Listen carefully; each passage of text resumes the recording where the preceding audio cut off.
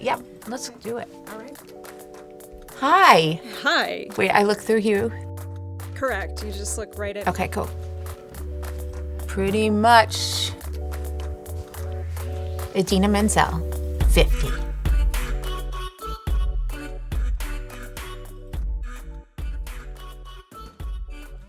So, Idina, you're launching an apparel line.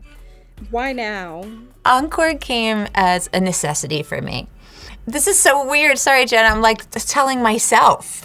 Encore came as a necessity for me because I have a lot of anxiety that surrounds getting dressed in the morning. And I know that sounds weird because some people might think since I'm in the business, in the entertainment business, you know, that I have all this help. And sometimes for red carpet things and interviews, I do. I have stylists that tell me what to wear, or I have incredible glam teams that spend 2.5 hours getting me together. But on any given day, I'm just like, you know, doing what everybody else is doing, trying to balance family and work and everything in between. And I go in my closet and I get really overwhelmed by choices. And I've never had that DNA, you know, that like, where I just felt comfortable making fashion choices. Even when I was a little girl or a teenager, it used to take me hours to figure out what I wanted to wear.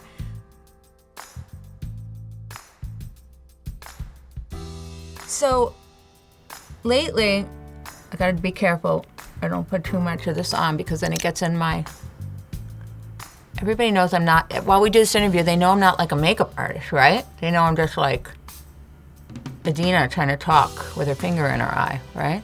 Okay.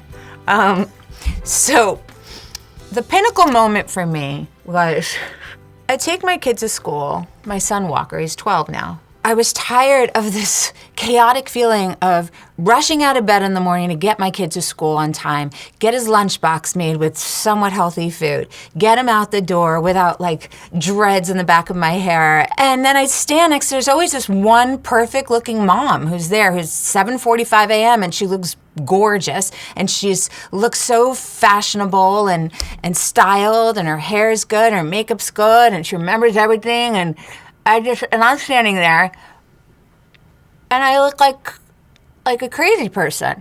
So I started thinking, like, wouldn't it be cool if I could come up with like a onesie, like a jumper, you know, that if I wanted to, not saying I would, but if I wanted to, I could go to sleep in at night, wake up, roll out of bed in it, put on some shoes like my kids' Jordans, and get them to school, and then not have to worry and go throughout the day. Maybe I didn't shower. It's okay. Get throughout the day, go and change the shoes, maybe put on a cute little espadrille or something, go have a meeting, if not get home for a Zoom, and then even be able to meet my husband for a drink later and throw on some heels and the same jumpers with me all day long. And What's your next step? What are you going to put on next? I did lips first. Lips I'm most confident with. So I probably should have called the line laziness, but it's called Encore. It's called Encore because I just feel like everyone deserves an encore in their life, whether they're a performer or not, you know? Well, I liked how you talked about it, like you're busy with things you're passionate about, like who has the time to get up and put that much thought into it? Yeah, I mean, it's very personal for me, you know? It's not out of, oh, look at me, I can design clothes. I mean, I have someone helping me design these clothes, but it did come out of a necessity, to a solution-based idea, you know, to sort of help us women that maybe don't feel that confident in making our choices and get overwhelmed by our decisions when we walk into the closet in the morning. And so I wanted to find something where everything could work together, you know, and the colors can work together, but the the fabrics are really yummy and cozy and chic, and they're simple, and they're not like overly stylized. You know, the human being shines through and what makes you special and unique. I guess I've never gotten over the visibility and the scrutiny that comes along with this career that I've chosen.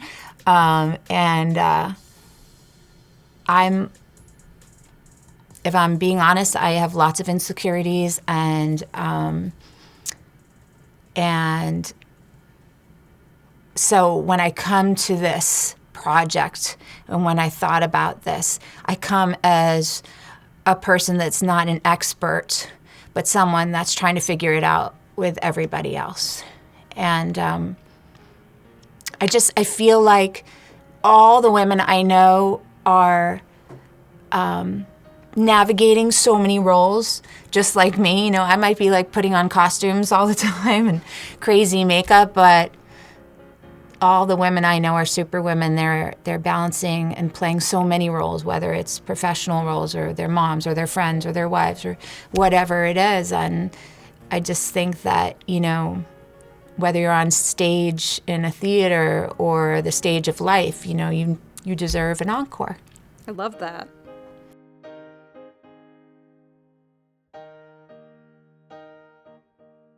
Let's move on to, I'll do a little of my eyes. I'm gonna do my brown. This is what my makeup artist taught me. I do a little brown up here and I smudge.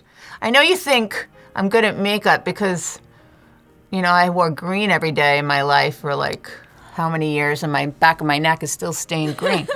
Was it all shades of green, like different shades of green, or was it just one green? It was one shade of green, which was a MAC pancake green. And then the key was the purple contour. So purple was your contour color, eyeshadow, cheeks, and then like an olive glow. And that's what just made her beautiful. I would like to learn how to shadow my nose a little bit and do that stuff, but I don't really know how to shadow. One thing someone taught me was like, if you could shadow this as you get older a little bit. Yeah. Right? And then that kind of minimizes what's starting to happen here, which I'm not very happy with. Same. I'm starting to get a little jowly. Why don't I just tell the whole world all of my deepest insecurities? It's my gift and my curse. I'm overly honest, and so gets me into trouble sometimes. But it's the only way I know how to be, you know? Because, like, as a performer, I just feel like if you're not really honest and vulnerable and authentic, no one believes you, and you don't give anybody any goosebumps or connect with anybody. So you gotta be willing to do that and jump off the cliff, which is what I'm doing with this line. I want people to know that it's coming from my heart. It's the thing that I just wanted to do. I woke up one day feeling like, oh, the jumpsuit, and then my friends in the business said, no, but then you can elaborate on that idea. So we started to make other things that layer and that work together, and then you got like, you know, you have foundation pieces that kind of you can build like staple pieces you always have in your closet, and then maybe there'll be a signature piece with each little season, but that the colors can work together, so you take decision making out of the process, all that kind of stuff. You've been a creative your whole life, but designing seems like a different muscle. That's one thing I'm really proud about, and I've been educating myself on, is learning how to source really beautiful knits and fabrics that aren't too expensive. We got French terries, brush knit, brush fleece. I mean, I'm learning all this along with everyone else out there. But what's the fabric on the yellow shirt out there? Like it's that's the gauzy one. So the gauzy ones are like the pants. Oh, I love that. Yeah. It's so comfortable. Yeah, it's comfortable and it doesn't grip so much. I don't need to be gripped after I eat a big lunch, you know what I mean? Yeah. But it's flattering, so that's really important to me, that you can wash it, hang it up, it looks good, and you know, you can just wear it throughout the day and just change your shoe. The sweaters from your line that you're wearing? This is from the line, yeah. I wanted to have some kind of sweater that you could throw on with a great beachy skirt, and and that still feels cozy.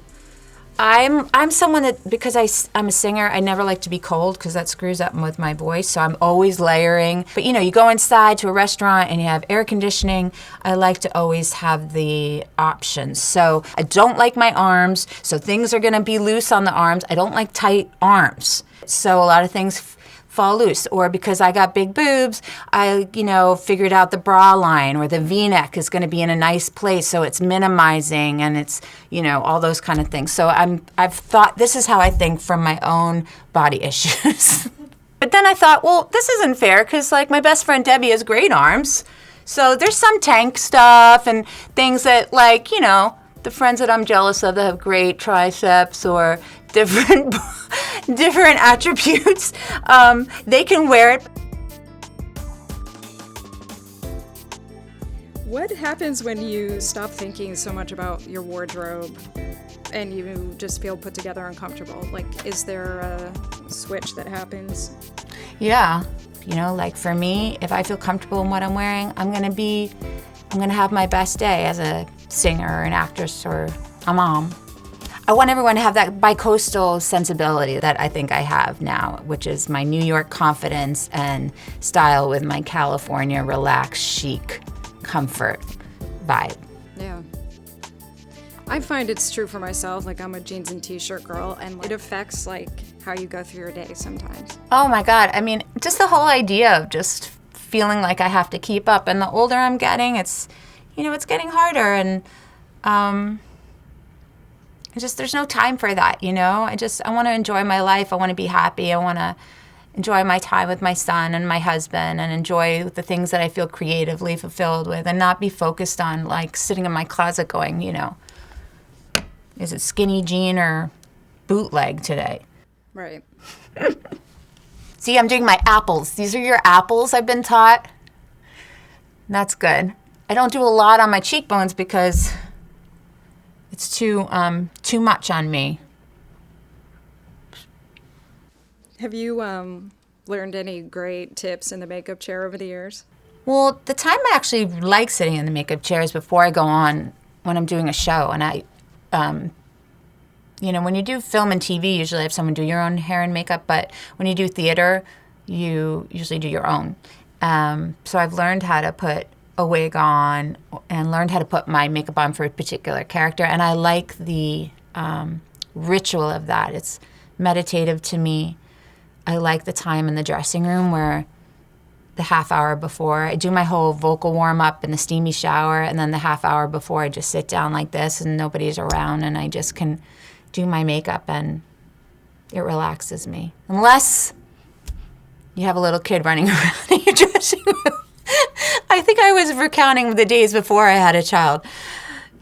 Post-child, it's dressing room, and then I usually set up another mirror next to it, and I put Walker's name, and then I would give him like a bunch of face paint, and he'd all of a sudden become Dracula while I was getting into character for a Broadway show. And somehow I'd find some kind of concentration and solace and make it to the stage.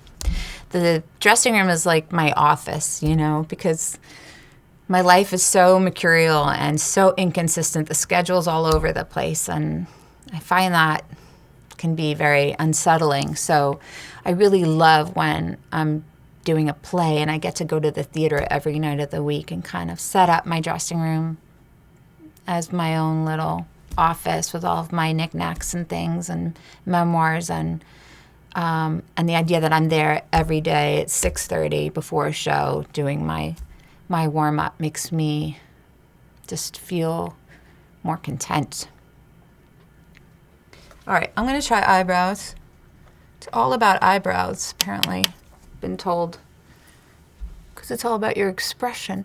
In the 90s, when everybody was like getting rid of their eyebrows, my mom would say, "Don't you dare get rid of your eyebrows. You have eyebrows like Brooke Shields." I mean, thank God we're all regretting that now.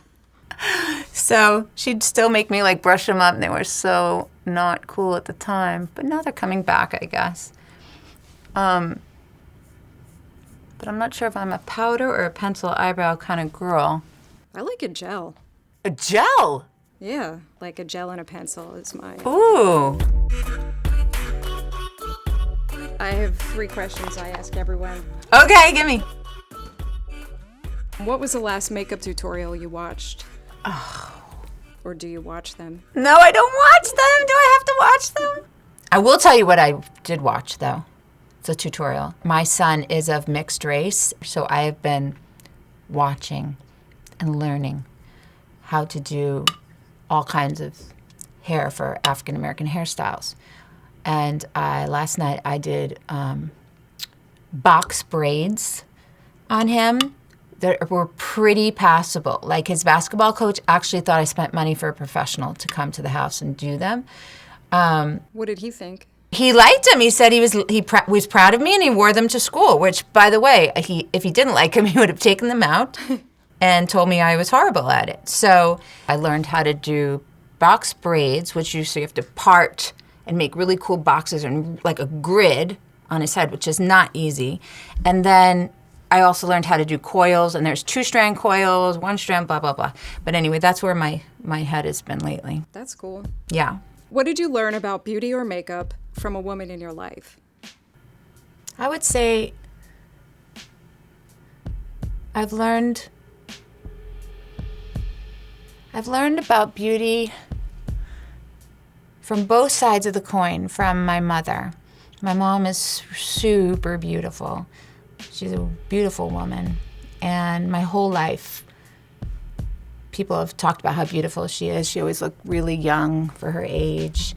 And she always would tell my sister and me how beautiful we were, and always try to instill confidence in us. And so she was super supportive and the greatest mom in that way.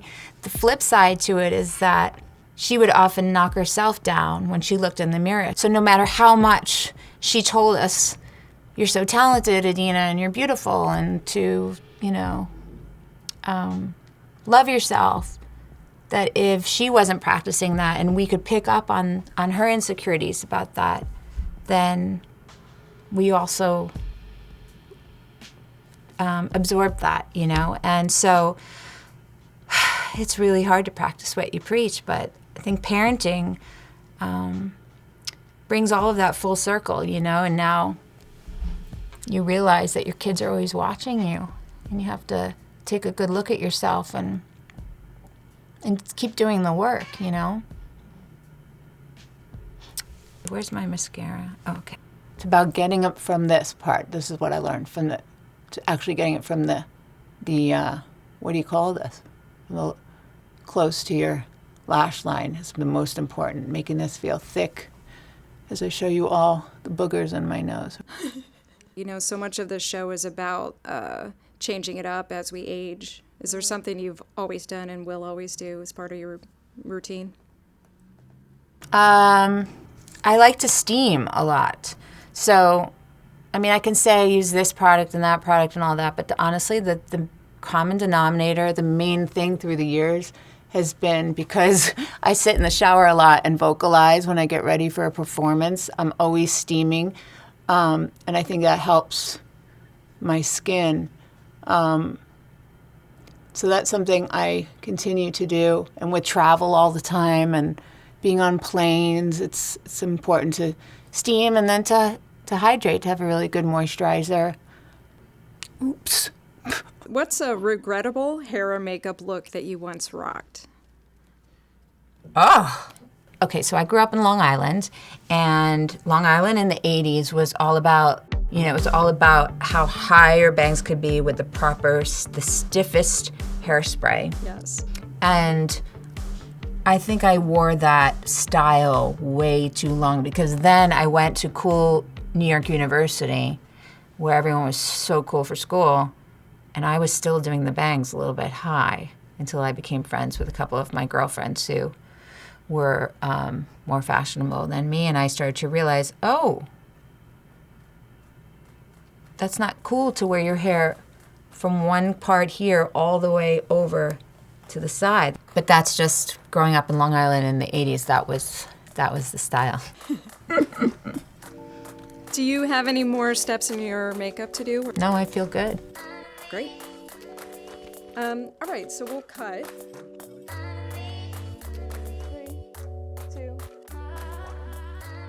You gotta work on that. They kicked us out. But You gotta work on your exit acting. this was fun. Thank you.